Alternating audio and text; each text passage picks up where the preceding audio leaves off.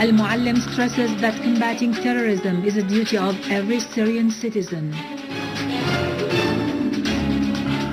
Lavrov and Fahmy stressed in a press conference that solving the Syrian problem can be only political within the framework of Syrian national dialogue.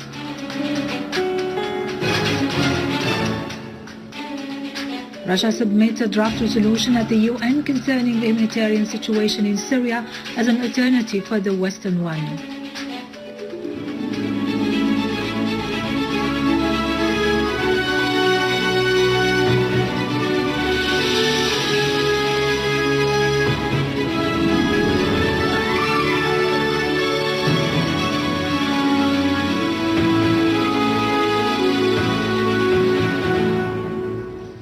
Good afternoon, ladies and gentlemen. This is Irado Krikorian with the news in English. Deputy Prime Minister, Foreign and Expatriates Minister Walid al-Muallim has met the Russian Deputy Foreign Minister Gennady Gatilov at his residence in Geneva. Talks centered on Syrian-Russian relations and the current meetings in Geneva, as well as the need to follow up this process through the implementation of every provision of the Geneva Statement, particularly the first provision, which is ending violence and combating terrorism. The two sides' stands have been identical regarding the importance of all states' commitment to international resolutions related to combating terrorism and the dedication of all their efforts to fight this problem, which jeopardizes security and stability in the region and the world. Both sides also agreed to continue consultations and coordination on all issues in service of both countries and peoples. In a press conference with Gatilov yesterday, Al-Muallim said combating terrorism was the duty of every Syrian to protect the homeland. Al-Muallim described his talks with Gatilov as useful and fruitful, covering bilateral cooperation as well as the topics on the Geneva II agenda.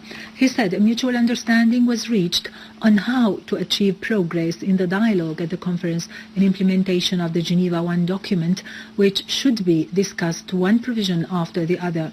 In reply to a question about the coalition statement that it had presented a document on the Transitional Rule Commission, whereas the Syrian official delegation discussed the provision on terrorism, Mr. Al-Muallim said the coalition delegation presented no such document. It made a statement. The Syrian official delegation, Mr. Al-Muallim added, made a statement on combating terrorism and on the terrorist crimes committed in Syria and the massacres perpetrated by the terrorists, whereas the other delegation does not admit to the presence of terrorism in Syria.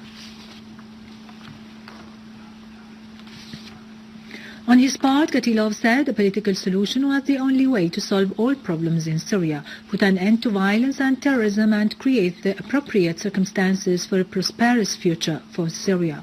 Gatilov said his meeting with Al-Muallim was fruitful.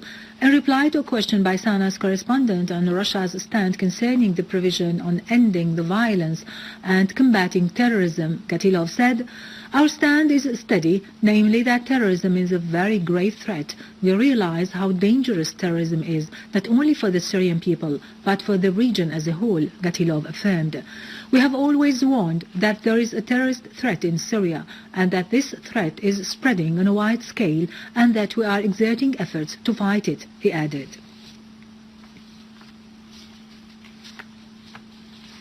Russian Foreign Minister Sergei Lavrov and his Egyptian counterpart Nabil Fahmy have stressed that solving the crisis in Syria should be through political means, affirming the need to combat terrorism and stop all forms of violence within the framework of inter-Syrian dialogue on the basis of the Geneva I statement.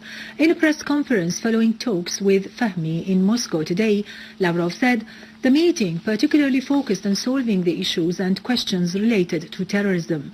Emphasis was laid on the fact that this phenomenon does not belong to a certain religion or nationality. It is rather a world lesion that harms humanity as a whole," Lavrov said. He stressed that Russia insists on the need to be committed to the Geneva Statement in all its provisions, rejecting any focus on a certain provision to the exclusion of the others. Russia insists on the necessity of implementing the Geneva Statement with all its items and refuses to focus upon one single issue in a selective way or misreading it, as is the case with the so-called transitional government body. marginalizing other issues related to violence and combating terrorism in order to reach a local truce to allow humanitarian aid to enter into the badly affected areas. Work is underway to solve most outstanding issues related to humanitarian aid into the ancient city of Homs and into an Yarmouk camp in Damascus, although the terrorists try to obstruct all relief operations. For his part, Egyptian Foreign Minister Fahmy said that there is an agreement between the two countries about the necessity of rendering the political process successful with regard to solving the crisis in Syria in such a way as to fulfill the aspirations of the Syrian people in a prosperous and better future. Fahmy pointed out that Russia and Egypt agreed to help the countries of the region to solve their problems without foreign intervention.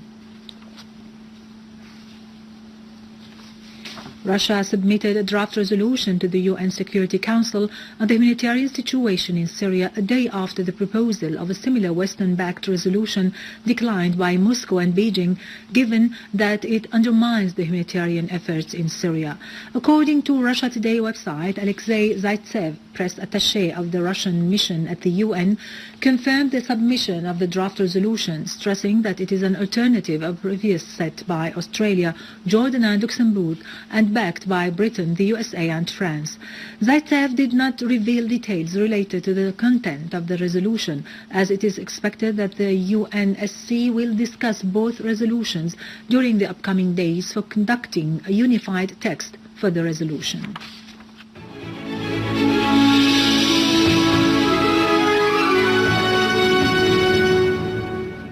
Welcome back. Dozens of terrorists who tried to infiltrate from Lebanon via Uzair's site into Tel Kalakh suburbs have been intercepted and eliminated by the Syrian Arab army units.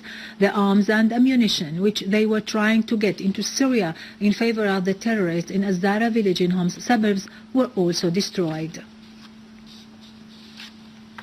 In Aleppo, Syrian Arab army units eliminated terrorists in different areas in Aleppo, including Bustan al-Basha and al-Masaraniya. Syrian Arab army units targeted 8 sites for the terrorists and destroyed the terrorists then in Darit Azza. In Hama and Idlib suburbs, Syrian Arab army units eliminated a terrorist gang in Attah and Arnaba towns and destroyed their vehicles. Among the terrorists killed were 2 Saudis, 2 Jordanians and 1 Iraqi. Army units also killed terrorists affiliated with Al-Nusra organization in Zur al-Qa'da village. In Dar'a, Syrian Arab army units attacked terrorist gatherings in 4 neighborhoods in Dar'a city in the towns of Al-Lajat and Ghabaghib and near Salmin town. In Hama countryside, Syrian Arab army foiled an infiltration attempt by terrorists into Suran town in order to enter Hama city. Army units dismantled explosive devices planted by terrorists in Hama Aleppo highway.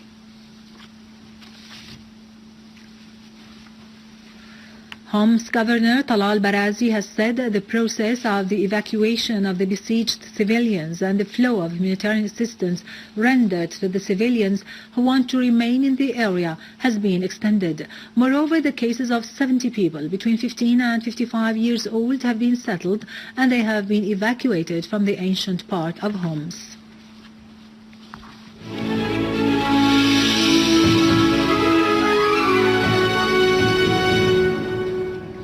Finally, a British independent daily correspondent brands the assault by terrorists on Syria's historical antiquities and archaeological relics as the worst catastrophe that has befallen ancient monuments since the destruction of a big statue in Bamyan by Taliban in 2001. Within the framework of the systematic terrorist operations to destroy and plunder Syria's civilization heritage, which is thousands of years old, the British independent daily correspondent Patrick Cockburn has warned that such operations may represent the worst catastrophe that has befallen ancient monuments since Taliban movement in Afghanistan demolished a big statue of Buddha in Bamyan in 2001. In a report, Cockburn disclosed that the terrorists whom he described as the Islamist fundamentalists have been set on destroying historical treasures, whether statues or mosaics, which date back to the Byzantine, Greek and Roman eras. Cockburn said that in the middle of last January, the Islamic State of Iraq and Levant destroyed a mosaic painting that dated back to the Byzantine era in the 6th century near Al-Raqqa city north of Syria.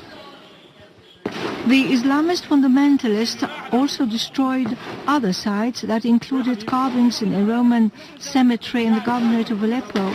Syria abounds with important archaeological sites, including the Umayyad Mosque in Damascus and its splendid murals, and Ebla in the governorate of Idlib that dates back to the Bronze Age, and which particularly flourished in the 2nd and 3rd millennium BC, where nearly 20,000 cuneiform plates were discovered. Cockburn added that the most famous archaeological sites in Syria are in danger because they are under the control of the armed groups, citing as an example St. Sam'an Church, which has been turned by the armed men into a training area. The American Washington Post Daily had earlier said the armed groups smuggled Syrian archaeological relics outside the country to sell them in an illegal way. With this to end our news for today. Thank you for watching. For more details about Syria and the region and to view this bulletin again, you can always visit our website in English, syriaonline.sy. Now to latest business and market news with Karun Kürkcan, but after a short break.